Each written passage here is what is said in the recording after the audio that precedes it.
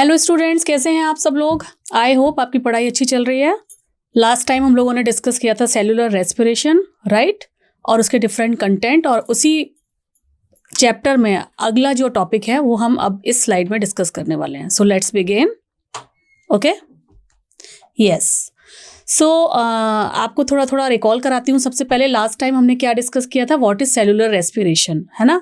Cellular respiration and breathing दोनों में क्या है, डिफरेंस है। Breathing just inhale and exhale of air, mainly O2 and CO2, and respiration utilization of that oxygen to create और build up ATP, है ना। हमें एनर्जी चाहिए काम करने के लिए, तो वो एनर्जी कहाँ से मिलेगी, जो भी फूड हमने इनटेक किया है उससे उसके मैक्रो मॉलिक्यूल्स को कैसे छोटे छोटे मॉलिक्यूल्स में तोड़ा जाएगा और उसके बाद उनसे हम ATP सिंथेसिस करेंगे। तो ये जो प्रोसेस है ATP सिंथेसिस वाला, ये कहलाता है सेलुलर रेस्पिरेशन।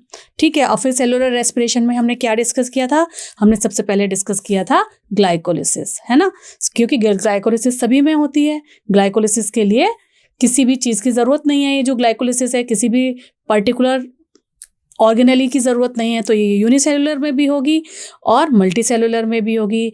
एनारोबिक बैक्टीरिया अगर है कोई या ऑर्गेनिज्म है उसमें भी होगी, क्योंकि ये तो साइटोप्लाज्म में हो रही है, इसके लिए ऑर्गेनेली की ज़रूरत ही नहीं है। या एरोबिक है, उसमें भी ज़रूरत होगी। इसीलिए हम ग्लाइकोलिसिस को क्या कहते हैं, यूनिवर्सल पाथवे, क्योंकि ये हर तरीके की सेल में प्रेजेंट होती है फॉर द ATP प्रोडक्शन। तो इतना हमने लास्ट अपने पार्ट 6 में डिस्कस कर लिया था अबाउट सेलुलर रेस्पिरेशन। अब हम उसके आगे की जो कंटेंट हैं वो इस लेक्चर में डिस्कस करने वाले हैं। सो आप सबसे पहले इस डायग्राम को बहुत अच्छे से देखें। ये क्या है, basic overview of the processing of ATP production. इसमें क्या हो रहा है, एज आई सेड अर्लियर, कि जो ग्लूकोज है उसने ये जो हमारी सेल मेम्ब्रेन है इसको क्रॉस करके वो अंदर आ गया सेल के। ये सेल है, सेल मेम्ब्रेन है सारी, मान लीजिए आप। ठीक है, ये ग्लूकोज क्रॉस करके अंदर आ गया और इसने साइटोप्लाज्म में, ये सारा हम कह देते हैं ये साइटोप्लाज्म है, और यहाँ माइटोकॉन्ड्रिया पड़ा हुआ है। तो साइटोप्लाज्म में इस एक मॉलिक्यूल ऑफ ग्लूकोज ने 1 मॉलिक्यूल ऑफ ग्लूकोज ने 2 मॉलिक्यूल ऑफ पायरूवेट बनाए। ये जो प्रोसेस है, ग्लूकोज 1 मॉलिक्यूल ऑफ ग्लूकोज से 2 मॉलिक्यूल ऑफ पायरूवेट का बनना, this is known as glycolysis. And during this process हमें 2 ATP का गेन होता है। NADH का भी होता है, लेकिन उसको हम इस टाइम यूज नहीं कर सकते हैं। एज आई सेड अर्लियर कि ATP तो हमारी करेंसी है, लेकिन हमारा NADH या FADH क्या है, NADH क्या है, NADH हमारा एक चेक है जिसको भुनाने के लिए हमें बैंक में जाना ही पड़ेगा और उसके बाद ही हमें करेंसी मिल पाएगी। तो वो यहाँ तो नहीं यूटिलाइज होगा। ठीक है। इसके बाद ये जो 2 पायरूवेट हैं, ये पायरूवेट मॉलिक्यूल अंदर माइटोकॉन्ड्रिया में एंटर करते हैं और it get convert into acetyl coenzyme A। ठीक है। तो ये जो पायरूवेट है, ये in the presence of certain coenzymes and NAD, it get convert into acetyl coenzyme A, और इस टाइम पर एक CO2 मॉलिक्यूल भी निकलता है। और ये जो पायरूवेट होता है ये कितने कार्बन का है, एक glucose molecule that is 6 carbon molecule, और उससे 2 पायरूवेट बन रहे हैं, तो ये 3 कार्बन मॉलिक्यूल है। और यहाँ से जब एक कार्बन डाइऑक्साइड निकल जाती है तो दूसरा हमारा क्या बचेगा, एसिटाइल कोएंजाइम में वो बचेगा 2 कार्बन का मॉलिक्यूल। ठीक है। अब ये जो एसिटाइल कोएंजाइम है ये जाके अपनी नेक्स्ट साइकिल में अपना रोल प्ले करता है और वहाँ पर ATP प्रोडक्शन में हेल्प करता है। वो कैसे करेगा वो हम लोग नेक्स्ट स्लाइड में देखते हैं। ठीक है, ये स्लाइड आपको क्लियर हो गई। तो ये जो ग्लूकोज है इसने एंट्री की साइटोप्लाज्म में, और साइटोप्लाज्म में थ्रू ग्लाइकोलिसिस 2 पायरूवेट मॉलिक्यूल बनाए, और उस टाइम पर इसको नेट गेन हुआ 2 ATP का, है ना। सो एक बार इस सारे स्टेप्स को हम रीड करते हैं कि ATP प्रोडक्शन में 3 स्टेप्स यूज होते हैं। फर्स्ट जो हमने लास्ट लेक्चर में डिस्कस कर लिया था, that is glycolysis. Next one is your tricarboxylic acid cycle, और we can call it TCA cycle. इसे ट्राई कार्बोक्सिलिक एसिड साइकिल भी कह सकते हैं और इसे TCA साइकिल भी कह सकते हैं। एंड देन ऑक्सीडेटिव फॉस्फोराइलेशन, ठीक है, जहां पे एटीपी फाइनली प्रोड्यूस होगा। सो इन यूकैरियोट जो नीचे के दो प्रोसेस हैं, ये सारे के दोनों होंगे माइटोकॉन्ड्रिया में। तो इसीलिए यूकैरियोट्स में माइटोकॉन्ड्रिया में होंगे और लार्ज अमाउंट में, बल्क अमाउंट में एटीपी प्रोडक्शन होगा। और जहाँ पे माइटोकॉन्ड्रिया नहीं है वहाँ सिर्फ ग्लाइकोलिसिस के थ्रू जो हमें एटीपी मिले हैं वो यूटिलाइज होंगे। तो इसके बाद माइटोकॉन्ड्रिया में, ये आप देखें इस डायग्राम में, ये जो पाइरूवेट है वो अंदर आया, अंदर आके ये पाइरूवेट इन्वॉल्व हो गया इस TCA साइकिल में, और इसने इन्वॉल्व होके यहाँ पे फिर से 2 ATP बनाए और NADH भी बनाए, लेकिन वो हम अभी आगे वाली स्लाइड्स में डिटेल में जाएंगे। और फिर जो इलेक्ट्रॉन्स और प्रोटॉन्स रिलीज हुए वो अंदर चले गए यहाँ पर इनर माइटोकॉन्ड्रियल मेम्ब्रेन में। यहाँ पर लगे होते हैं F0 F1 पार्टिकल, और यहाँ पर फिर आपका होता है ऑक्सीडेटिव फॉस्फोराइलेशन और ATP production.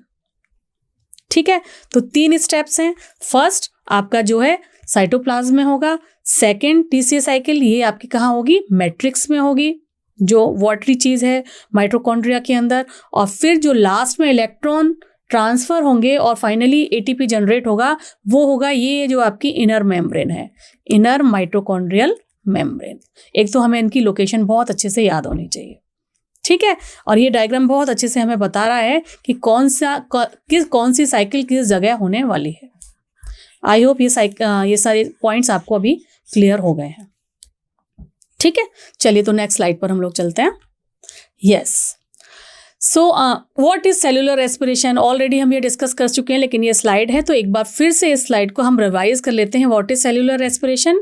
During the process of cellular respiration the glucose molecule, first molecule glucose है, सबसे पहले कार्बोहाइड्रेट ही जो है ऑलिगोसैकेराइड वो डिफरेंट मोनोसैकेराइड यूनिट में कन्वर्ट होगा, राइट। स्टार्च कन्वर्ट होगा आपका किस में, ग्लूकोज प्लस फ्रक्टोज में, ये हम लास्ट लेक्चर में डिस्कस कर चुके हैं। तो ये जो ग्लूकोज है it is oxidise to carbon dioxide and water. Final product आपका क्या मिलेगा ग्लूकोज से, कार्बन डाइऑक्साइड एंड वाटर। कब? जब फाइनल स्टेप पर हम आ जाएंगे तब।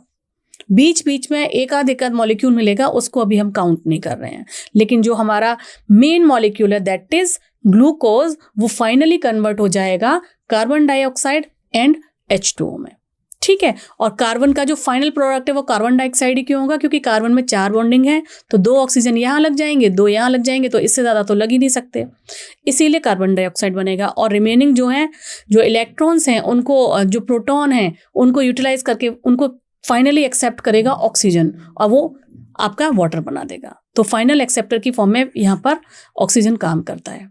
तो इस दौरान जो ग्लूकोज का कन्वर्जन है from glucose to CO2 plus H2O, plenty of energy निकलती है, और जो कि कैप्चर होती है in energy carrying molecule that is ATP। क्योंकि अगर हम उसे ऐसे ही छोड़ देंगे, फ्री छोड़ देंगे, तो वो हीट की फॉर्म में निकल जाएगी, वेस्ट हो जाएगी, और वेस्ट तो हमने करनी नहीं है। इतना सारा हमने खाना खाया है, क्यों खाया है? ताकि हमारे अंदर एनर्जी रहे। जब जब हमें एनर्जी की ज़रूरत पड़े for any our physiological activity, for any our thinking, eating, breathing, इन सभी चीज़ों के लिए एक्टिविटी, लोकोमोशन चाहिए, तो तब हम उसको यूटिलाइज करें। तो तब तक के लिए उस एनर्जी को बॉडी कैप्चर करके रखती है इन द फॉर्म ऑफ ATP, ठीक है। तो ये होता है सेलुलर रेस्पिरेशन। और सेलुलर रेस्पिरेशन का फर्स्ट स्टेप क्या है?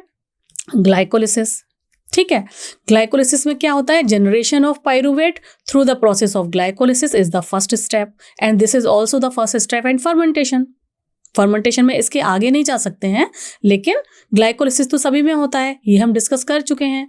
तो ये जो ग्लाइकोलिसिस है उसमें क्या होगा, इस वाली जो फ्लो चार्ट है इसको हम अच्छे से देखते हैं। ये जो ग्लाइकोलिसिस है इसमें ये 6 कार्बन का ग्लूकोज मॉलिक्यूल है, वो कन्वर्ट हो रहा है डिफरेंट स्टेप्स के थ्रू 3 कार्बन वाले 2 पाइरूवेट में, है ना। और ये स्टेप्स सारे हम लास्ट स्लाइड में डिस्कस कर चुके हैं, इसलिए इसको मैं बहुत ज़्यादा डिटेल में अभी नहीं ले रही हूँ।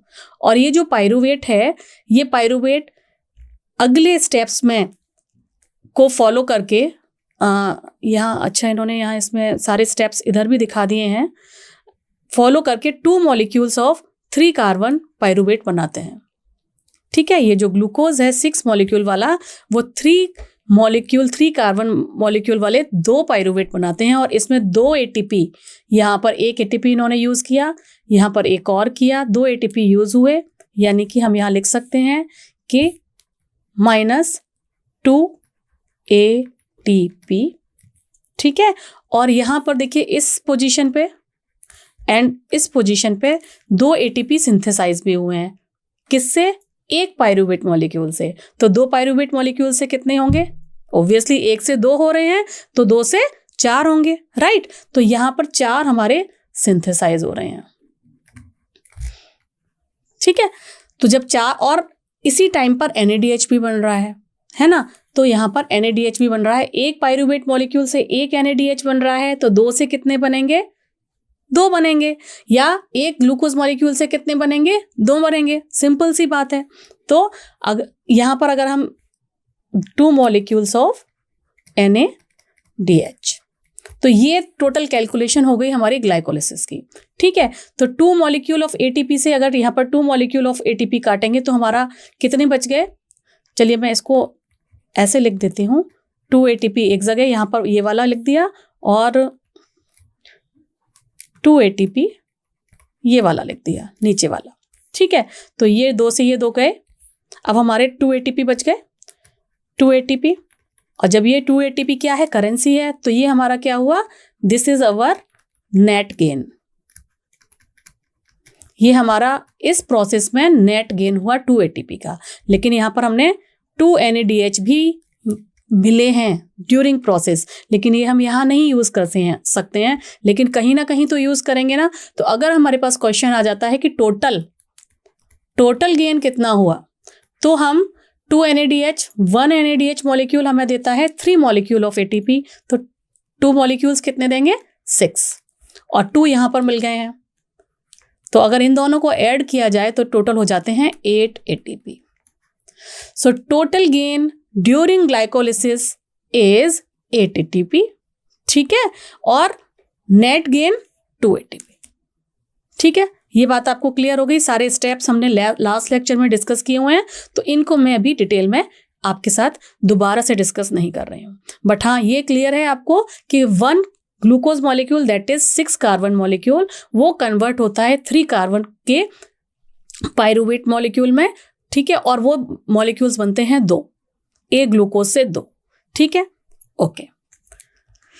सो अब इसके बाद आता है next step, that is oxidative decarboxylation. Means जो हमारा फाइनल प्रोडक्ट था in glycolysis, that is पायरूविक acid. अब ये पायरूविक एसिड एंटर करेगा इन क्रेब्स साइकिल। अब क्रेब्स साइकिल में एंटर करने से पहले एक इंटरमीडिएट स्टेप और होगा, जहां ये पायरूविक acid with the help of certain coenzyme, like in this case coenzyme A and NAD का प्लस यहाँ चला गया है, यहाँ आना चाहिए, ये मैंने CBSE बुक से लिया है, मे बी कुछ प्रॉब्लम हुई है। सो NAD, so and in the presence of magnesium ion cofactor है, एंड पायरूवेट डिहाइड्रोजिनेज एंजाइम, ये जो 3 कार्बन वाला पायरूविक एसिड था ये कन्वर्ट हो जाता है 2 कार्बन वाले एसिटाइल कोएंजाइम A में, और जो रिमेनिंग एक कार्बन डाइऑक्साइड बच गया, वो कार्बन मॉलिक्यूल बच गया, वो कार्बन डाइऑक्साइड की फॉर्म में रिलीज हो जाता है, ठीक है। सो क्या हुआ? पायरूविक acid while reacting with coenzyme A and NADH in the presence of pyruvate dehydrogenate, it get convert into acetyl coenzyme A and 1 molecule of carbon dioxide get released and the synthesis of 1 molecule of NADH यहाँ पर होता है, ठीक है। सो 3 carbon molecule वाला 2 carbon molecule में convert हो जाता है। कब? जब ये वाला प्रोसेस होता है ऑक्सीडेटिव डीकार्बोक्सिलेशन। जो लास्ट प्रोडक्ट है हमारे ग्लाइकोलिसिस का, वो पायरूविक एसिड एज सच एंटर नहीं करता है क्रेब्स साइकिल में। फर्स्ट ये एक 2 कार्बन वाले molecule that is acetyl coenzyme A उसमें कन्वर्ट होता है, एंड ड्यूरिंग दिस प्रोसेस एक NADH मॉलिक्यूल भी बनता है, ठीक है, और एक कार्बन डाइऑक्साइड रिलीज होती है। तो यहाँ पर भी एक NADH मॉलिक्यूल बन रहा है, ठीक है। किससे बन रहा है? एक पायरूविक एसिड से बन रहा है। तो 2 पायरूविक एसिड से कितने बनेंगे? 2 बनेंगे भाई, है ना। या एक ग्लूकोज मॉलिक्यूल से कितने बनेंगे? 2 बनेंगे, क्योंकि उससे 2 पायरूविक एसिड बनते हैं। सिंपल सी बात है, इसमें कोई कंफ्यूजन तो नहीं होना चाहिए, ओके। तो यहाँ पर हमें अगर हम देखें तो हमें यहाँ पर 2 NADH यहाँ पर मिल रहे हैं, है ना। या फिर हम इसको कह सकते हैं कि 6 ATP प्रोड्यूस हो रहे हैं ड्यूरिंग दिस स्टेप, ठीक है। लेकिन होंगे, लेकिन अभी नहीं मिलेंगे। अगेन इन NADH का यूटिलाइजेशन होगा बैंक में जाके, है ना, इलेक्ट्रॉन ट्रांसपोर्ट चेन के टाइम पर, वहां पर मिलेंगे, यहाँ नहीं मिलेंगे, ठीक है। तो आई होप ये स्टेप आपको क्लियर हो गया है। चलिए एक बार ये जितने भी पॉइंट्स हैं ये पॉइंट्स यही कह रहे हैं, क्या कह रहे हैं, pyruvate which is formed by glycolytic catabolism of carbohydrate in the cytosol, है ना, after entering the mitochondrial matrix undergo oxidative decarboxylation. यानी डीकार्बोक्सिलेशन का मतलब क्या हुआ, एक कार्बन का निकलना और in the form of carbon dioxide by a complex set of reaction catalysed by pyruvic dehydrogenase enzyme.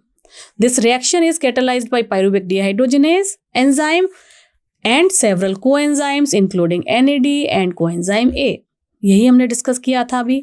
During this process, 2 molecules of NADH are produced from the metabolism of 2 molecules of pyruvic acid. ठीक है, यही discuss किया था ना। So, from 1 molecule of glucose, we can say this, दोनों की बात एक ही होती है। And this acetyl coenzyme A then enter in a cyclic pathway which is also called tricarboxylic acid cycle or Krebs cycle. Why Krebs cycle? क्योंकि ये जो cycle है वो सबसे पहले बताई थी, इल्यूसिडेट की थी हैंस क्रेब ने, तो साइंटिस्ट के नाम पर इसका नाम है क्रेब्स साइकिल। TCA साइकिल हम क्यों कहते हैं, क्योंकि TCA cycle try carboxylic acid cycle means उसका जो फर्स्ट प्रोडक्ट है दैट इज सिट्रिक एसिड, उसमें 3 कार्बोक्सिलिक ग्रुप लगे होते हैं, 3 उसमें COOH के का ग्रुप लगा होता है, इसलिए इसे हम 3 carboxylic acid try carboxylic acid cycle भी कहते हैं, ठीक है। तो ऑक्सीडेटिव डीकार्बोक्सिलेशन में क्या हुआ, ग्लाइकोलिसिस का एंड प्रोडक्ट और की product gate converted into acetyl coenzyme that is 2 carbon molecule वाला एक मॉलिक्यूल है और एक कार्बन डाइऑक्साइड वहां पर निकल जाती है। एंड ड्यूरिंग दिस प्रोसेस आपके 2 मॉलिक्यूल ऑफ NADH भी प्रोड्यूस होते हैं। आई होप ये स्टेप आपको अब क्लियर हो गया होगा।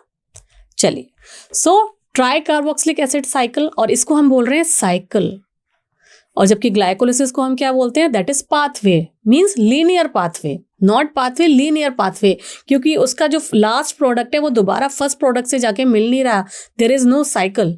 मगर यहाँ पर ऐसा ही कुछ होगा कि इस साइकिल में जो क्रेब्स साइकिल का लास्ट प्रोडक्ट है वो फर्स्ट प्रोडक्ट के साथ मिलकर जो कुछ ऊपर से कंपोनेंट आ रहा होगा फिर से फर्स्ट प्रोडक्ट बनाएगा, मींस ये यूटिलाइज होता है, तो it is a cyclic process, ठीक है। So we can call it TCA cycle और ट्राइकार्बोक्सिलिक एसिड साइकिल।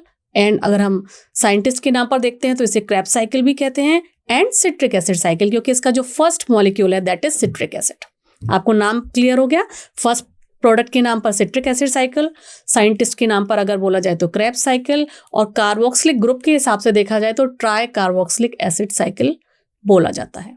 क्लियर, क्यों क्या टर्म क्यों है और किस लिए है वो आपको यहाँ पर क्लियर हो गया होगा। And it is the second stage of cellular respiration. First stage हमारी ग्लाइकोलिसिस थी, फिर एक इंटरमीडिएट स्टेप था, और ये अब सेकेंड स्टेप है in cellular respiration, the 3-step process by which living cell break down organic fuel molecule in the presence of oxygen to harvest energy they need to grow and divide। ठीक है, energy utilise करने के लिए जो steps चलेंगे उसमें ये इसका सेकेंड स्टेप है, और ये मेटाबॉलिज्म सभी में होती है, प्लांट, एनिमल, फंगस, सभी में ये साइकिल्स होती हैं और एनर्जी प्रोड्यूस होती हैं। In all organisms except bacteria, the TCA cycle is carried out in the matrix। Matrix में होगी, ये मैं अभी लास्ट स्लाइड में भी आपको डिस्कस कर चुकी हूँ, और electron transport chain inner mitochondrial membrane में होगी। यस, सो इस साइकिल को हमें बहुत ही ध्यान से देखना है और बहुत ही कॉन्सेंट्रेट करके अभी देखेंगे तो बहुत ही मज़ा आएगा आपको साइकिल समझने में, कतई कॉम्प्लिकेटेड आपको नहीं लगेगी, मगर आपको थोड़ा सा कॉन्सेंट्रेट होकर मेरी बातें सुननी है। देखिए, ये हमारी है सिट्रिक एसिड साइकिल।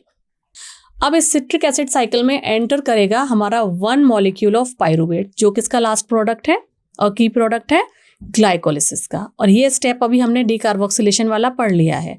ये जो 3 कार्बन मॉलिक्यूल है वो कन्वर्ट हो गया एक 2 कार्बन मॉलिक्यूल में, that is acetyl coenzyme A.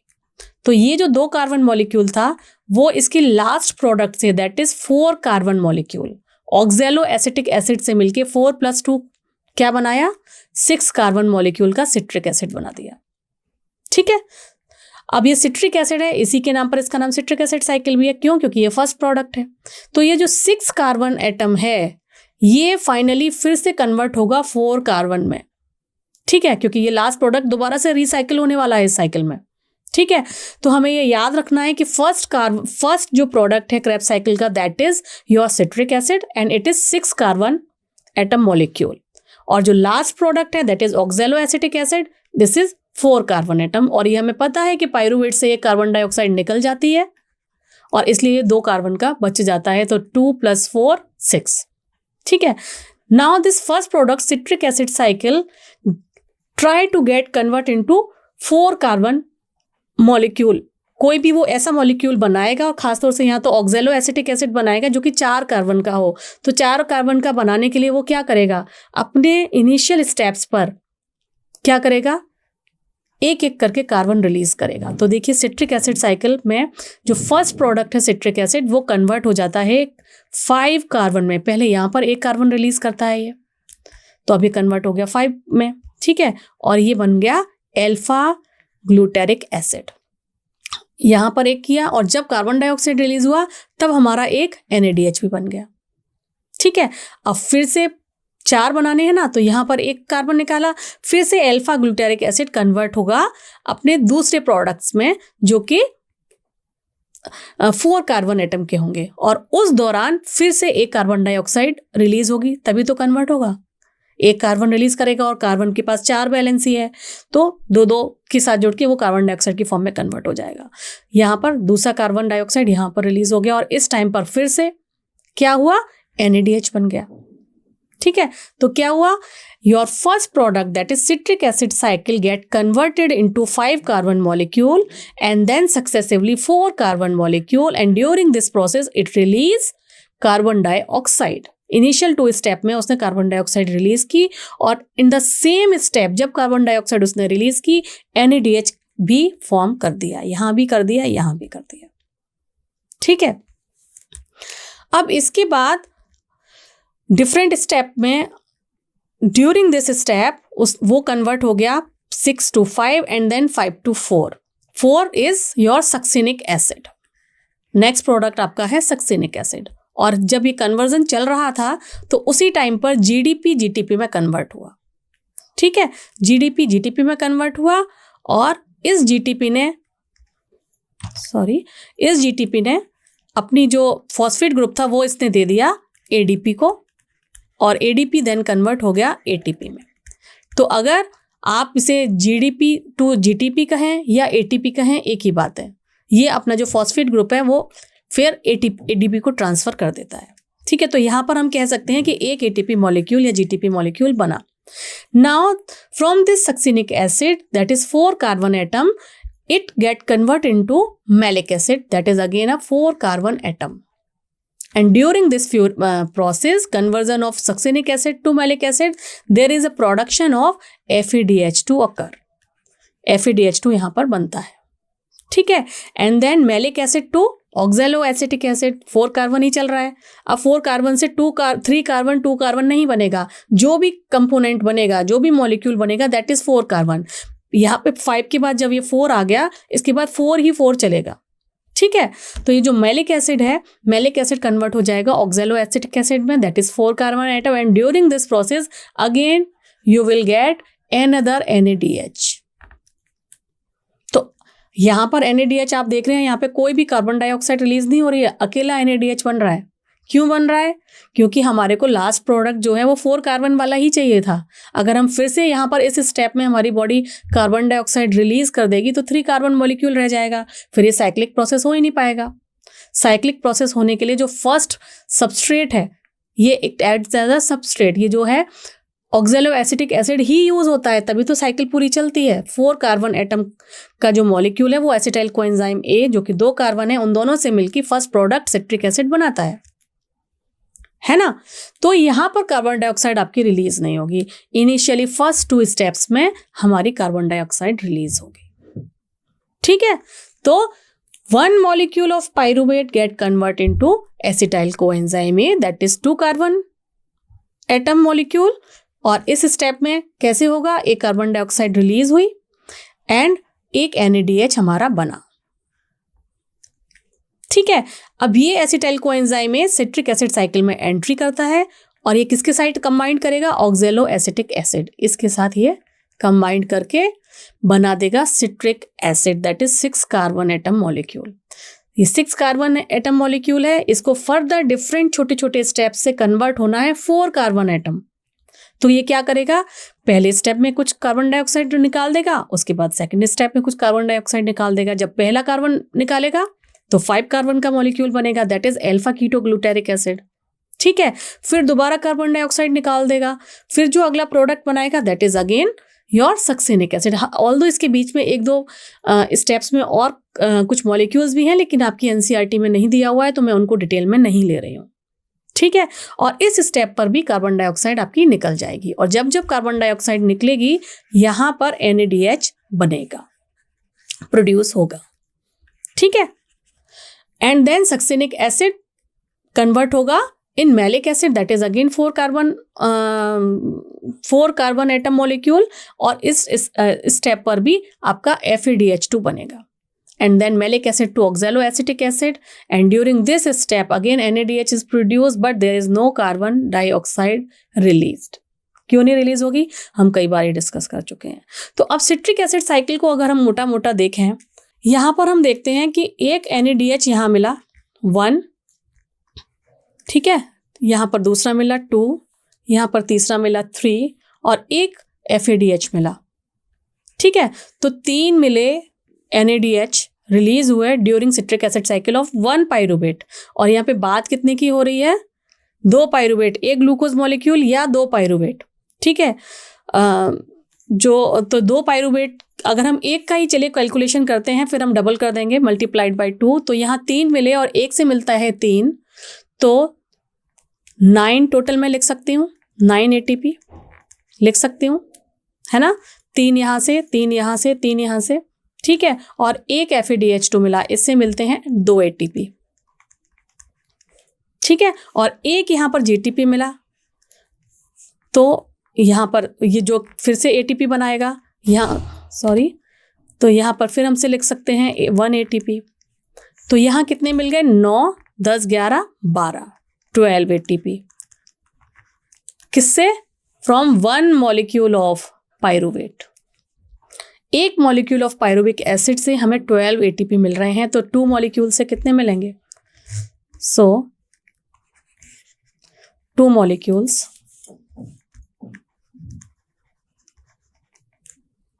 Of pyruvic acid will release 12 into 2, 24 ATP। Double हो जाएंगे ना, तो यहाँ पर 24 ATP का टोटल गेन होगा। लेकिन लेकिन लेकिन यहाँ पर क्या हम ये NADH यूज कर पाएंगे, नो। ये क्या है, ये भी चेक है, ये भी चेक है और ये भी चेक है। तो ये टोटल गेन की जब बात आएगी तब हम कहेंगे कि 24 ATP यहाँ से हमें मिलेंगे, मगर अभी नहीं मिलेंगे।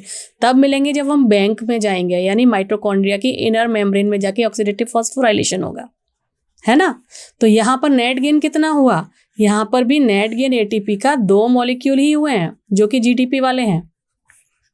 ठीक है, 2 मॉलिक्यूल, या एक पाइरूवेट से 1 मिलेगा और 2 पाइरूवेट से, तो यहाँ पर भी नेट मिलेगा 2 ATP। और जबकि टोटल मिलेगा, टोटल ATP का कितना गेन हुआ, total gain 24 in during citric acid cycle. ठीक है, तो ये 24 है सिट्रिक एसिड साइकिल के। और इससे पहले ये जो इंटरमीडिएट स्टेप था, यहाँ पर भी एक पाइरूवेट से हमें एक NADH मिल रहा है, यानी कि 3 मॉलिक्यूल्स मिल रहे हैं एक पाइरूवेट से, तो 2 से कितने मिलेंगे, यहाँ पर 6 ATP। ठीक है, और ग्लाइकोलिसिस में हमारे को कितने मिले थे, ग्लाइकोलिसिस में हमारे शुरू में 2 यूटिलाइज हुए थे, 4 हमने सिंथेसाइज किए थे, है ना। ऐसा ही तो था, -2 ATP पहले यूज हुए थे प्रिपरेटरी फेज में, और आगे वाले स्टेप्स में हमने 4, चलिए 2 करके ही लिखते हैं, 2 ATP एक स्टेप पर मिले, 2 ATP एक स्टेप पर मिले, ठीक है, और हमें NADH मिले, है ना। NADH कितने मिले, NADH से 1 से 3 मिलेंगे तो 6 ATP हम बोल सकते हैं, एक पायरूवेट से मिले। अब इसको अगर हम करें तो ये दोनों तो कैंसिल हो गए, तो हमारे बचे total 8 ATP total gain in during glycolysis. और अगर हम नेट गेन की बात करेंगे तो ये हट जाएगा जी, क्योंकि ये तो अगेन बैंक में जाके यूज होगा। तो अगर हम नेट गेन की बात करेंगे तो हमें 2 ATP का ही वहां पर फायदा होगा, जिसे हम इंस्टेंट यूज कर सकते हैं, ठीक है। तो एनीवेज ये दोबारा से मैंने आपको बता दिया था, लेकिन अगर हम इस सारा जो हिसाब किताब हम अभी कर रहे हैं, अभी अगर इस हिसाब किताब को पूरा देखा जाए, ये जो हम कैलकुलेशन कर रहे हैं कि हमें एनर्जी अल्टीमेटली इतना जो हम सेल्यूलर रेस्पिरेशन कर रहे हैं वो हमारे को मिल कितना रहा है, तो 6 यहाँ पर मिले, और हमें अभी हमने डिस्कस किया 8 ATP हमें ड्यूरिंग ग्लाइकोलिसिस मिल रहे हैं। तो हमें टोटल कितने मिल रहे हैं, इनको ऐड कर दीजिए, 6 + 4 + 8 कितना हुआ, 8 आ गया, एंड 1 बचा, 2 + 1 38। तो हमारे को टोटल 38 ATP का गेन होता है, ठीक है। अब कहीं कहीं 36 भी लिखा हुआ है, अब 36 किस केस में होगा वो हम आगे आने वाली स्लाइड्स में डिस्कस करेंगे, ठीक है। आपको इतनी बात समझ में आ गई, ये जो 8 ATP है ये ग्लाइकोलिसिस में मिले, ठीक है, मिलेंगे, ठीक है। 6 during this process and 24 during your citric acid cycle. I hope ये पॉइंट्स आपको अब क्लियर हो रहे हैं।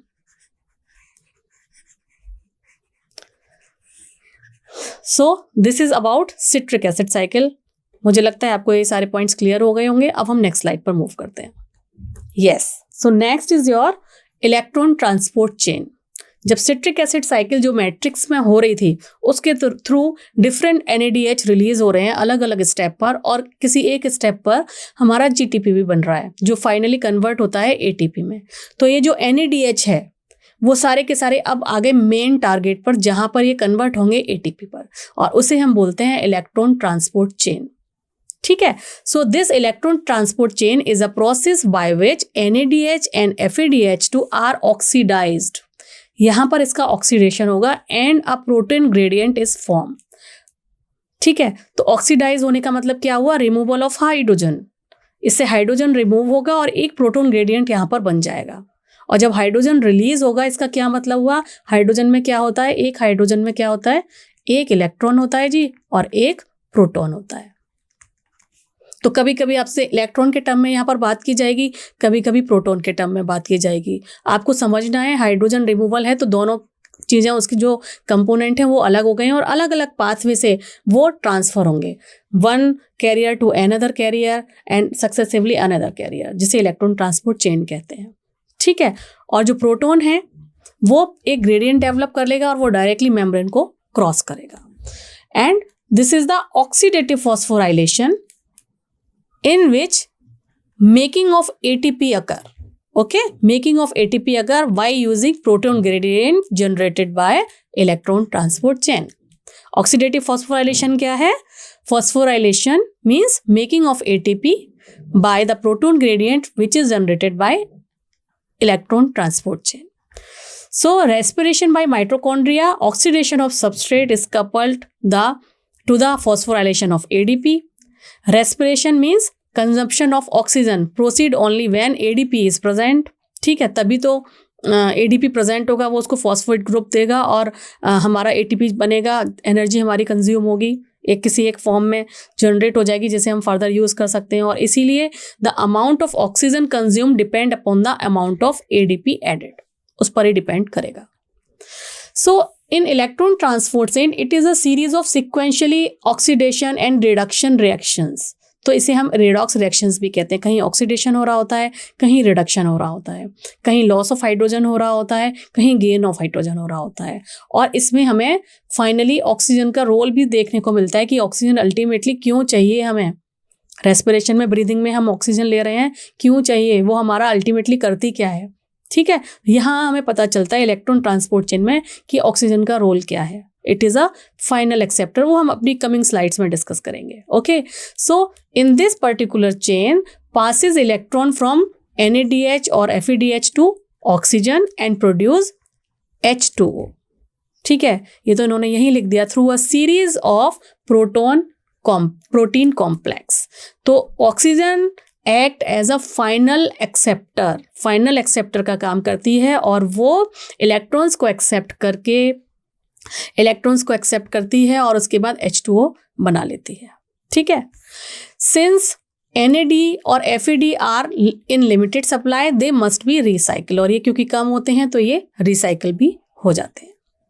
चलिए, तो इससे पहले हमने क्या बात की थी, ये एक पूरी सेल है और ये सेल मेम्ब्रेन है, ये इनर मेम्ब्रेन है माइटोकॉन्ड्रिया की, और ये उसका क्या है, मैट्रिक्स है, ये है मैट्रिक्स.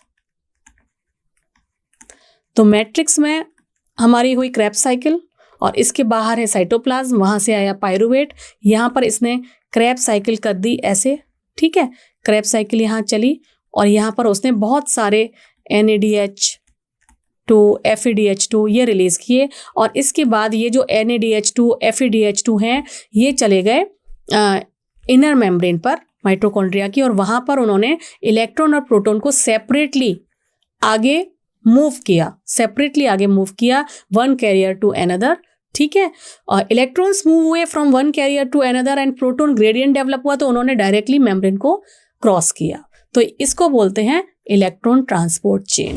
क्यों? क्योंकि देयर आर, ये देखिए पर्पल कलर में ये जो बने हुए हैं ये सारे के सारे बहुत सारे कैरियर प्रोटीन्स हैं जिसके थ्रू इलेक्ट्रॉन, यहाँ जो सिट्रिक एसिड साइकिल के थ्रू NADH और FeDH2 बन रहे थे, वो उसके इलेक्ट्रॉन्स तो इन कैरियर के थ्रू ट्रांसफर होंगे, और जो प्रोटॉन हैं वो आप देख रहे हैं डायरेक्टली मेम्ब्रेन को क्रॉस करके अदर साइड पर चले जाते हैं.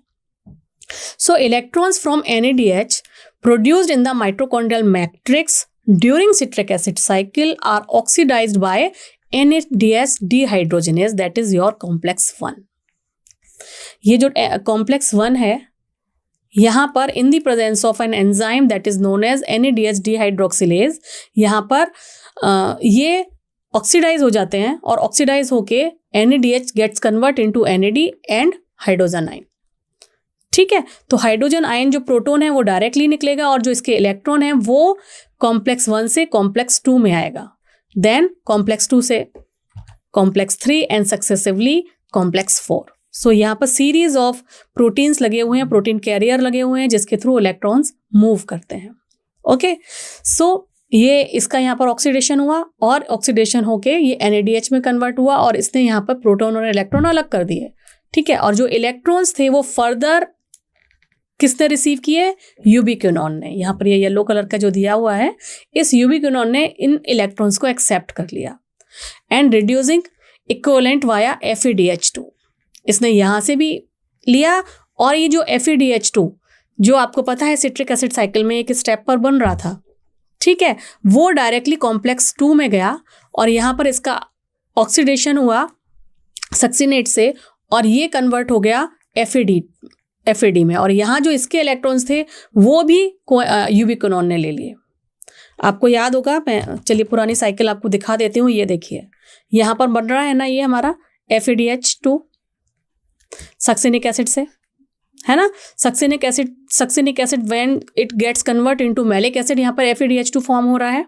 तो यही FeDH2 यहाँ पर डायरेक्टली FeD में कन्वर्ट हो जाता है और जो इसके इलेक्ट्रॉन्स और प्रोटॉन्स हैं वो भी यूबिक्विनॉन, इलेक्ट्रॉन्स मेनली यूबिक्विनॉन लेता है. तो यहाँ से भी इसने कॉम्प्लेक्स 2 से भी लिए इलेक्ट्रॉन्स और कॉम्प्लेक्स 1 से NADH के लिए, NADH के कॉम्प्लेक्स 1 से और कॉम्प्लेक्स 2 से FeDH वाले इलेक्ट्रॉन्स किसने लिए, इसने यूबिक्विनॉन ने. ठीक है, अब ये जो यूबिक्विनॉल है रिड्यूस फॉर्म में आ गई. Ubiquinol is then oxidise with the transfer of electrons to cytochrome C via cytochrome BC1 complex, that is also known as complex 3. अब ये जो यूबिक्विनॉल है ये ऑक्सीडाइज हुई जब इसने अपने इलेक्ट्रॉन्स को साइटोक्रोम C के थ्रू कॉम्प्लेक्स 3 में ट्रांसफर किया, क्योंकि एक मोबाइल कैरियर है. ठीक है, ये मोबाइल कैरियर है तो इसने ये साइटोक्रोम सी के थ्रू इसने सबसे पहले दिए साइटोक्रोम सी को, और साइटोक्रोम सी ने दिए कॉम्प्लेक्स 3 को। उसने यहाँ से भी उठाए, यहाँ से भी उठाए, इसको प्रोवाइड किए, ये मोबाइल कैरियर है, यहाँ आया, और फिर इसने इकट्ठा होके कॉम्प्लेक्स 3 में सारे इलेक्ट्रॉन्स ट्रांसफर कर दिए। Then cytochrome C, what is cytochrome C? It is a small protein attached on the outer surface of the inner membrane. ये जो इनर मेम्ब्रेन है माइटोकॉन्ड्रिया की, इसकी आउटर सरफेस पे लगी रहती है ये साइटोक्रोम सी, ठीक है। And it acts as a mobile carrier, ये मैंने आपको बताया था अभी, ये एक मोबाइल कैरियर की तरह काम करती है for the transfer of electrons between complex 3 and complex 4। तो ये भी कॉम्प्लेक्स 3 एंड कॉम्प्लेक्स 4 के बीच में ये जो इलेक्ट्रॉन्स इनको मिले हैं उसको ट्रांसफर करने के लिए ये मोबाइल कैरियर यूज होता है, which is known as cytochrome C, ठीक है। And complex 4 refers to as cytochrome C oxidise complex containing cytochrome A3। ये जो कॉम्प्लेक्स 4 है इसके अंदर A3 होते हैं, A3 एंड 2 कॉपर आयंस भी होते हैं। तो ये सारे मिलकर ये जो इलेक्ट्रॉन्स मूव कर रहे हैं वो यहाँ पर साइटोक्रोम सी ऑक्सीडाइज हो जाती है और इसको फाइनली कॉम्प्लेक्स 4 को अपने इलेक्ट्रॉन्स दे देते हैं। When the electron pass from one carrier to another via complex 1 to 4 in the electron transport chain, they are coupled to ATP synthase। फिर ये जो फाइनल इलेक्ट्रॉन कॉम्प्लेक्स 1 से कॉम्प्लेक्स 2 से 3 then 4 transfer हो रहे हैं, ये फाइनली किसके साथ कपल्ड होते हैं? ये होते हैं कपल होते हैं एटीपी सिंथेस के साथ, that is also known as complex 5, और फिर वो एडीपी और इनऑर्गेनिक फॉस्फेट के साथ मिलके एटीपी प्रोड्यूस कर देते हैं, ठीक है, एटीपी प्रोड्यूस कर देते हैं। आई होप ये साइकिल आपको समझ में आ गई होगी। क्या हुआ था एक बार फिर से देख लेते हैं। कॉम्प्लेक्स 1 में NADH gets convert into NAD और यहाँ पर आपके हाइड्रोजन आयन रिमूव हुए, ठीक है, हाइड्रोजन आयन डायरेक्टली ट्रांसफर हो गए और जो इलेक्ट्रॉन्स थे वो यूबिक्विनोन के पास चले गए। सेकंड कॉम्प्लेक्स में FADH2 FAD में कन्वर्ट हुआ और इसने भी अपने इलेक्ट्रॉन यूबिक्विनोन को दे दिए। यूबिक्विनोन ने फिर अपने दोनों इलेक्ट्रॉन्स इकट्ठे करके कॉम्प्लेक्स 3 में ट्रांसफर करे। कॉम्प्लेक्स 3 साइटोक्रोम बी है और इसने इन दोनों के इकट्ठे जो इलेक्ट्रॉन्स थे उनको दिया साइटोक्रोम सी को। Cytochrome C is a mobile carrier और इसने साइटोक्रोम कॉम्प्लेक्स 3 से वो जो इलेक्ट्रॉन्स थे मोबाइल करके कॉम्प्लेक्स 4 में ट्रांसफर किए और जहाँ पर उन्होंने एटीपी सिंथेस की प्रेजेंस में एडीपी से और इनऑर्गेनिक फॉस्फेट के साथ मिलके एडीपी बनाया। और ये कहाँ पर प्रेजेंट होते हैं? ये होते हैं F0 F1 पार्टिकल में प्रेजेंट, जहाँ ऑक्सीडेटिव फॉस्फोराइलेशन होगा। Okay, yes. So number of ATP molecule synthesise depend upon the nature of electron donor. Electron donor है क्या? Oxidation of 1 molecule of NAD give rise to 3 molecule of ATP। ये हम कई बार discuss कर चुके हैं कि जो 1 मॉलिक्यूल NADH होता है वो 3 मॉलिक्यूल ऑफ ATP बनाता है, वाइल 1 मॉलिक्यूल ऑफ FADH2 ये कितना बनाता है? It will produce 2 molecule of ATP। तो ये डिपेंड करेगा किसका ऑक्सीडेशन हो रहा है, ठीक है। Although the aerobic process of respiration takes place only in the presence of oxygen, the role of oxygen is limited to the terminal stage process. Yet the presence of oxygen is vital since it drives the whole process by the removing of hydrogen from the system, as oxygen act as a final acceptor of hydrogen and oxygen hydrogen के साथ मिलके पानी बना देती है। तभी तो glucose से carbon dioxide and water plus energy, यही तो प्रोसेस है ना रेस्पिरेशन का। क्या है? ग्लूकोज से क्या बनता है? CO2 plus H2O plus energy, यही तो हम पढ़ते हैं सेलुलर रेस्पिरेशन में। तो ये जो ग्लूकोज है it finally get converted into 1 carbon molecule that is carbon dioxide, water and तो ये ऑक्सीजन क्या काम कर रही है? It is the final acceptor of hydrogen. इसलिए ऑक्सीजन का रोल यहाँ पर बहुत ही इंपॉर्टेंट हो जाता है। यस, सो यहाँ पर एक बार फिर से सारे के सारे कॉम्प्लेक्स बहुत अच्छे से समझाए हुए हैं, तो इनको हम दोबारा देख लेते हैं। ये देखिए, ये है आपकी IMM। Inner mitochondrial membrane. अब हम साइटोप्लाज्म से माइटोकॉन्ड्रिया के अंदर घुस चुके हैं, ये आपको पता होना चाहिए, है ना। उससे पहले हम मैट्रिक्स में थे जहाँ क्रेब्स साइकिल हो रही थी। अब क्रेब्स साइकिल का जो प्रोडक्ट है फाइनल, वो जहाँ NADH और FADH2 रिलीज हुए हैं वो माइटोकॉन्ड्रिया की मेम्ब्रेन में जा रहे हैं, और जहाँ बहुत सारे कैरियर प्रोटीन लगे हुए हैं वो इलेक्ट्रॉन्स को, प्रोटॉन्स को ले रहे हैं और उनको ट्रांसफर कर रहे हैं वन टू अनदर।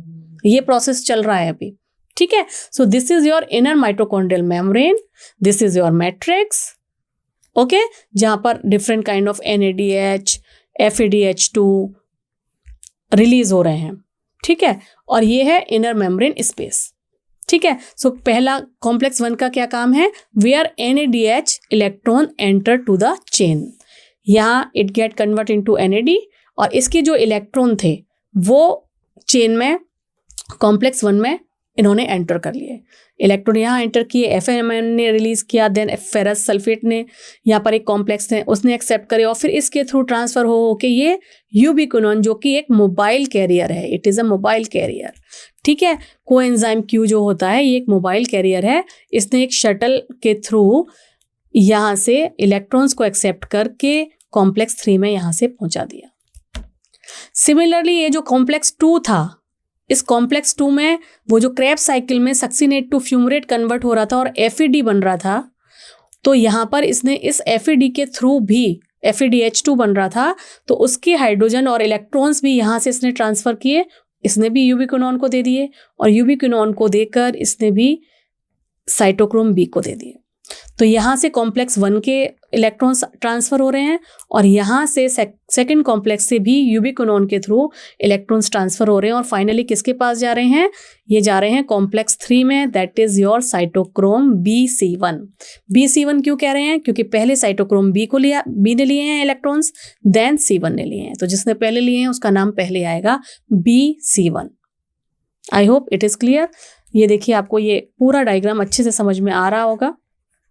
यहाँ से यूबिक्विनोन से इलेक्ट्रॉन ट्रांसफर हुए, साइटोक्रोम B ने लिए, यहाँ क्रेब्स साइकिल में succinate to fumarate, then FADH2 के जो थ्रू जो इलेक्ट्रॉन ट्रांसफर हुए FAD में कन्वर्ट हुआ, देन FES ने एक्सेप्ट किए, then ubiquinone it is a mobile carrier, इसने यहाँ से मूव करके इसने भी इलेक्ट्रॉन्स इसको दे दिए, ठीक है। इलेक्ट्रॉन्स इसको दे दिए, और जो हाइड्रोजन थे या प्रोटॉन थे वो डायरेक्टली इनर मेम्ब्रेन स्पेस में चले जा गए। यहाँ पर इसके भी इलेक्ट्रॉन्स इस साइकिल के थ्रू कैरियर प्रोटीन की तरफ मूव कर रहे हैं, लेकिन जो इसके जो प्रोटॉन है वो डायरेक्टली उसको ट्रांसफर हो रहे हैं, ठीक है।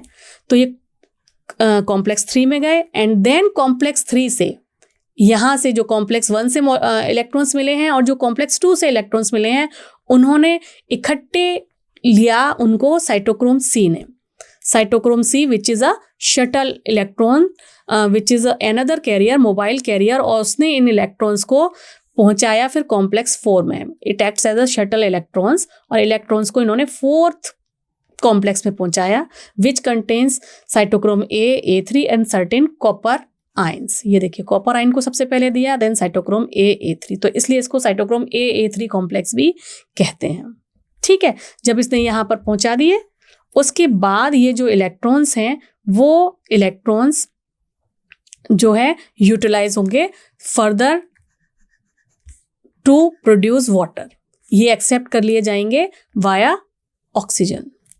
ऑक्सीजन ने एक्सेप्ट किए और ये कन्वर्ट इसने बना दिया यहाँ पर H2O।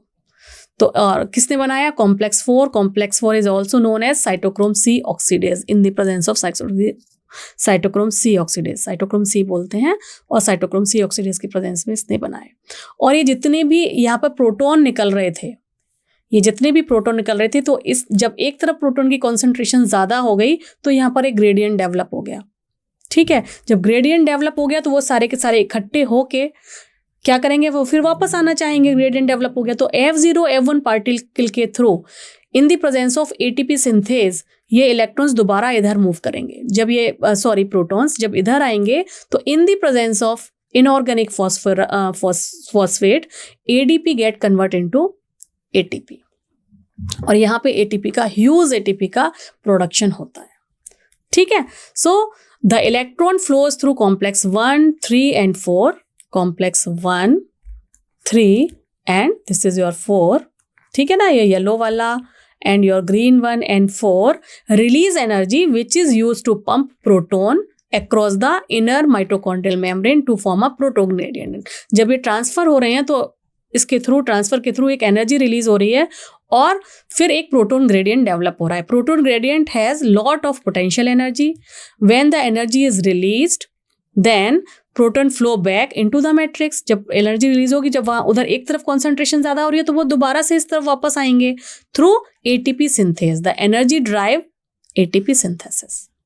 So it happens through your cellular respiration. कैसे एटीपी बनता है और क्यों बनता है और कहाँ बनता है और कौन कौन से एंजाइम्स इसमें यूज होते हैं, कौन कौन से मोबाइल कैरियर इसमें यूज होते हैं.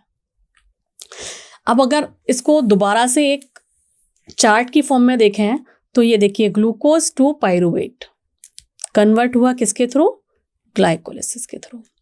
अब ये जो पायरूवेट है ये इसने एंटर किया inside your matrix, mitochondrial matrix, और वो कन्वर्ट हो गया एसिटाइल कोएंजाइम ए में. पायरूवेट ऑक्सीडेशन हुआ, एसिटाइल कोएंजाइम ए एंटर कर दी फिर सिट्रिक एसिड साइकिल में.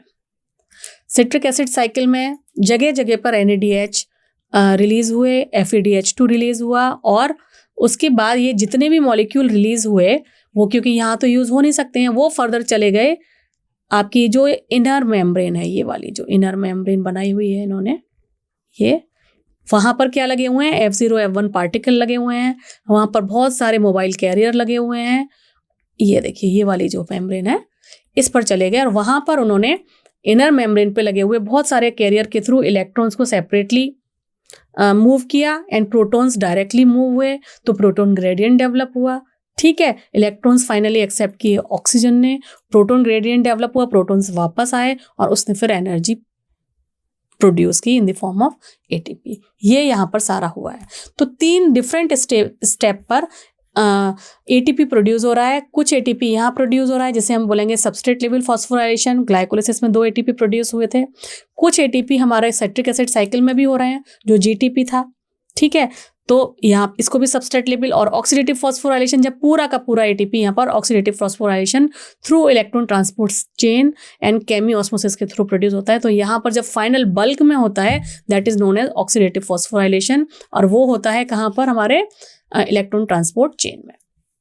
So it is a sequentially and orderly arranged pathway in which one substrate forming the next with glycolysis, TCA cycle and electron transport pathways, one after another. The NADH synthesized in glycolysis is transferred to the mitochondria and undergo finally oxidative phosphorylation. हाँ, अब तो हमें पूरी तीनों cycle बहुत अच्छे से समझ में आ गई हैं. None of the intermediate in the pathway are utilised to synthesise any other compound. Only glucose is being respired, no other alternative substrate. उसका फेवरेबल सबस्ट्रेट ग्लूकोज ही होता है जो कि इसके अंदर पाथवे में एंटर करेगा. ठीक है, सो ऑक्सीडेटिव फॉस्फोराइलेशन क्या है? Oxidative phosphorylation is an aerobic process of energy harnessing by the production of ATP in mitochondria by enzymatic phosphorylation of ADP coupled to an electron transport chain. The electron transport chain is a series of mitochondrial enzymes जो कि कहाँ लगे हुए थे? Different carrier proteins पर, protein carrier molecules in the mitochondrial membrane. अब ये सारे पॉइंट्स अब आपको बहुत अच्छे से समझ में आ रहे होंगे. As high energy electron are shuttle down to the chain via NADH and FADH2, जिसे हम फ्लेविन एडेनिन डाइन्यूक्लियोटाइड भी कहते हैं. ये फाइनली किसके पास जाते हैं? To oxygen, to and it produce ATP and water. So oxygen act as a final acceptor. अगर हम इसको एरोबिक रेस्पिरेशन को फर्मेंटेशन से कंपेयर करें तो फर्मेंटेशन क्या है? फर्मेंटेशन में बहुत कम एनर्जी रिलीज होती है. आपको पता है बहुत ही कम एनर्जी रिलीज हुई थी क्योंकि केवल 2 ही ATP, क्योंकि ग्लाइकोलिसिस वाले ATP वहाँ मिल रहे थे. जबकि एरोबिक रेस्पिरेशन में क्या हो रहा था? फाइनली हम ETS तक आए और हाँ, यहाँ पर हमें बल्क अमाउंट में 38 ATP मिले. ठीक है, और अगर हमने किसी शटल सिस्टम का यूज़ किया है तो उसमें से 2 ATP वो कैरियर प्रोटीन के उसमें यूज़ हो जाएंगे तो 36 ATP मिलेंगे. तो यहाँ पर हमें 38 मिल रहे हैं, वहाँ 2 मिले, तो बहुत ही ज़्यादा लेस एनर्जी फर्मेंटेशन में प्रोड्यूस होती है. और तो हम देखते हैं यहाँ इन पॉइंट्स में यहाँ पर क्या लिखा हुआ है? Fermentation accounts only a partial break down of glucose.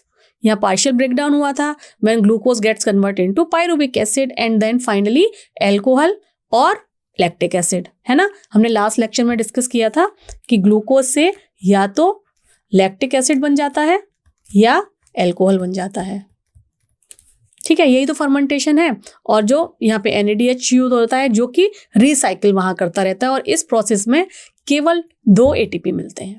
Where as aerobic respiration it is completely degrade glucose into carbon dioxide and H2, ठीक है। तो फर्मेंटेशन में पार्शियल ब्रेकडाउन होता है, यहाँ पर कंप्लीट ब्रेकडाउन होता है। In fermentation there is a net gain of only 2 molecules of ATP, yes, जो ग्लाइकोलिसिस में बने हैं। Each molecule of glucose degrade to pyruvic acid whereas many more molecule of ATP are generated under aerobic condition. Aerobic condition में क्योंकि oxygen available है, final acceptor available है, तो different steps के थ्रू वो होते हुए बहुत सारी एनर्जी प्रोड्यूस करता है और फाइनल ऑक्सीडेशन हो जाता है ग्लूकोज मॉलिक्यूल का। NADH is oxidise to NADH+ rather slowly in fermentation. However, reaction is very vigorous in case of aerobic respiration. Vigorous होगी ही क्योंकि यहाँ पर इलेक्ट्रॉन एक्सेप्टर्स उसको मिल रहे हैं, वहाँ पर नहीं मिल रहे हैं, तो NADH प्रोड्यूस भी हो रहा है लेकिन उससे वो ATP नहीं ले पा रहा है ड्यूरिंग फर्मेंटेशन, ठीक है। आई होप ये सारे पॉइंट्स आपको अब क्लियर हो रहे हैं। So plants unlike animal have no special system for breathing और गैसियस एक्सचेंज। हाँ, ये तो हमें देखना है कि ब्रीदिंग की जो ऑक्सीजन मिल रही है वो ब्रीदिंग से मिल रही है ना, और ब्रीदिंग से मिल रही है तो प्लांट में हमने तो ब्रीथ किया तो हमारी तो ऑक्सीजन ट्रांसपोर्ट RBCs हैं वो हर ऑर्गन तक लेके जा रही है, लेकिन यहाँ पर तो ब्रीदिंग केवल स्टोमेटा के थ्रू, मतलब जो ग्रीन प्लांट्स हैं यानी लीफ है वहाँ पर ही स्टोमेटा प्रेजेंट है, लेकिन प्लांट के अदर पार्ट्स भी तो हैं जैसे कि रूट हो गए, लीफ हो, स्टेम हो गया, वहाँ तो ग्रीन पार्ट नहीं है, तो ओपनिंग्स वहाँ पर किस तरीके की हैं, क्या वहाँ स्टोमेटा है? नहीं, उन ओपनिंग्स को बोलते हैं लेंटिसेल्स, ठीक है। तो ये जो लेंटिसेल्स होते हैं ये अलाउ करते हैं गैसियस एक्सचेंज को बाय डिफ्यूजन। तो ब्रीदिंग सारे पार्ट करते हैं प्लांट्स के, फोटोसिंथेसिस केवल ग्रीन पार्ट करता है, ठीक है। अगर किसी में स्टेम भी ग्रीन है तो वो भी करेगा, लेकिन मोस्टली लीफ करते हैं। लेकिन जो गैसियस एक्सचेंज है वो प्लांट्स में लेंटिसेल्स के थ्रू भी होता है, स्टोमेटा के थ्रू भी होता है। Almost all living cell in plant have their surface expose to the air, जो एक्सपोज्ड है और उनके बीच में एक स्पेस होता है, वहां से वो गैसियस एक्सचेंज करते रहते हैं। The breaking of carbon carbon bond of complex organic molecule by oxidation cell leading to the release of lots of energy, it is known as cellular respiration. ये मैंने आपको पहले भी बताया था कि जितने भी कार्बन कार्बन मॉलिक्यूल्स होते हैं उनके बीच में ये जो बॉन्ड हैं, ये लाइक अगर 6 कार्बन का हमने ग्लूकोज मॉलिक्यूल बनाया तो ये जो बीच में बॉन्ड लग रहे हैं इनमें होती है एक्चुअली एनर्जी। तो जब ये बॉन्ड ब्रेक होते हैं तब लॉट ऑफ एनर्जी रिलीज होती है और इनको ब्रेक करने के लिए ही जितने भी स्टेप्स हैं वो किए जाते हैं। एक ही बार में सारे तोड़ देंगे, बहुत सारी एनर्जी निकलेगी, उतना हम यूटिलाइज एकदम कर नहीं पाएंगे, ठीक है। तो हीट की फॉर्म में वो बेकार हो जाएगी, इसलिए छोटे छोटे स्टेप में थोड़ी थोड़ी अमाउंट की एनर्जी यहाँ पर निकलती रहती है और जो मेन एनर्जी है वो इन बॉन्ड्स के बीच में प्रेजेंट होती है। ग्लूकोज क्या है? It is a favourable substance for respiration. Glucose से ही शुरुआत होती है। Fat and protein can also be broken down to yield energy, but initial stage of cellular respiration takes place in the cytoplasm. Yes, initial जो stage है that is glycolysis, वो cytoplasm में होती है। फैट और प्रोटीन का भी होता है, अगर ग्लूकोज बॉडी में अवेलेबल नहीं है तो वो अलग साइकिल है। जब मेरे ख्याल से आपके जब ये वाले पॉइंट्स वाले जो चैप्टर्स आएंगे उसी टाइम हम इन पॉइंट्स को डिस्कस करें तो ज़्यादा बेहतर होगा। अभी करेंगे तो आप थोड़ा कन्फ्यूज हो सकते हो। So each glucose molecule is broken down to a series of enzyme catalyze reaction into 2 molecule of pyruvic acid and this is known as glycolysis. Yes, the fate of pyruvate depends upon the availability of oxygen. अगर available है तो aerobic respiration रहेगा और अगर available नहीं है means अगर वो anaerobic condition है तो या तो lactic acid बनेगा या alcohol बनेगा, ठीक है। Fermentation takes place under anaerobic conditions in many prokaryotes and unicellular organisms and also in germinating seeds. In eukaryotic organism, aerobic respiration occur in the presence of oxygen. pyruvic acid is transported into mitochondria where it get converted into first acetyl coenzyme A. Yes, before Krebs cycle acetyl coenzyme A में convert होगा, एक carbon dioxide release हो जाएगी और जो है फिर ये अंदर एंट्री करेगा और acetyl coenzyme A TCA cycle में एंटर करता है। TCA साइकिल क्यों कहते हैं? क्योंकि इसमें 3 कार्बोक्सिलिक ग्रुप लगे हुए हैं। Krebs साइकिल क्यों कहते हैं? क्योंकि हेंस क्रेब ने इसको बताया था। ठीक है। सिट्रिक एसिड साइकिल क्यों कहते हैं? क्योंकि इसका जो फर्स्ट प्रोडक्ट है दैट इज सिट्रिक एसिड। ये कई बार हम डिस्कस कर चुके हैं। Okay, and Krebs cycle operate in the matrix in the mitochondria जहां पे NADH और FADH2 जनरेट होता है। So the energy in these molecule as well as in the NADH synthesized during glycolysis are used to synthesize ATP। ये जितने भी steps हैं वो जितनी भी इसकी एनर्जी है वो NADH का तो चेक है, कई बार बता दिया, और उसका फाइनली हमें ETS में जाकर मिलता है, लेकिन छोटे छोटे स्टेप्स में हमें ATP ज़रूर मिल जाते हैं। ठीक है। This is accomplished through a series of electron carrier known as electron transport chain located in inner membrane of mitochondria. Inner membrane of mitochondria. The electrons as they move through the system release enough energy that are trapped to synthesise ATP। This is called oxidative phosphorylation. ATP synthesis को क्या कहेंगे? Oxidative phosphorylation. जो energy trap होती है उससे ultimately ATP synthesise होती है। In this process oxygen is the ultimate acceptor of electrons and it get reduce to water. इसलिए ऑक्सीजन जरूरी है। The respiratory pathway is a amphibolic pathway क्योंकि इसमें एनाबॉलिज्म के स्टेप्स भी हैं यानी कि सिंथेसिस के स्टेप्स भी हैं और कैटाबॉलिज्म की यानी कि बॉन्ड टूटने के स्टेप्स भी हैं, तो इसे हम एम्फिबोलिक पाथवे भी कहते हैं। This is again a very very important point. ठीक है, तो आई होप आपको सेलुलर रेस्पिरेशन पूरा क्लियर हो गया है। इसमें आपको अलग अलग पाथवे में कितने ATP सिंथेसाइज हुए हैं ये भी मैंने आपको बताए हैं। ग्लूकोज में हमारे को जो नेट गेन है, ग्लाइकोलिसिस में जो हमारा नेट गेन है वो है 2 ATP का, और जो टोटल गेन है वो है हमारा 8 ATP का। ये मैं तीसरी चौथी बार फिर से आपको रिवाइज करा रही हूँ। ठीक है, क्योंकि यहाँ पर NADH भी बन रहे हैं। अब अगर हम Krebs साइकिल की बात करें तो Krebs साइकिल में हमारे को जो टोटल ATP मिलते हैं that is 24 ATP total. NADH को भी अगर हम यूज करें, और वो जो इंटरमीडिएट स्टेप था हमारा जिसमें हम पायरुवेट को एसिटाइल कोएंजाइम A में कन्वर्ट कर रहे थे, इंटरमीडिएट, इससे पहले इंटरमीडिएट वाला ही लिखना चाहिए आई थिंक, वहां पर भी हमको 6 ATP मिलते हैं जो कि यहाँ नहीं मिलेंगे, NADH की फॉर्म में है, तो वहां जाकर टोटल मिलेंगे इंटरमीडिएट। ठीक है, और वहां पर हमें 24 मिल रहे थे Krebs साइकिल में या सिट्रिक एसिड साइकिल में या TCA साइकिल में। तो ये इसका पूरा लेखा जोखा है। हमें इस तरीके से तो टोटल 38 ATP का गेन होता है, और इंडिविजुअल में कितना होता है ये हमने ड्यूरिंग ईच साइकिल बहुत ही अच्छे से डिस्कस कर लिया है। आई होप आपको ये इस चैप्टर को पढ़ने में काफ़ी मज़ा आया होगा। If still you have any doubt तो आप हमें कमेंट सेक्शन में लिख कर भेजिए, हम उस टाइम उसको डिस्कस करेंगे। Thank you so much, have a great day.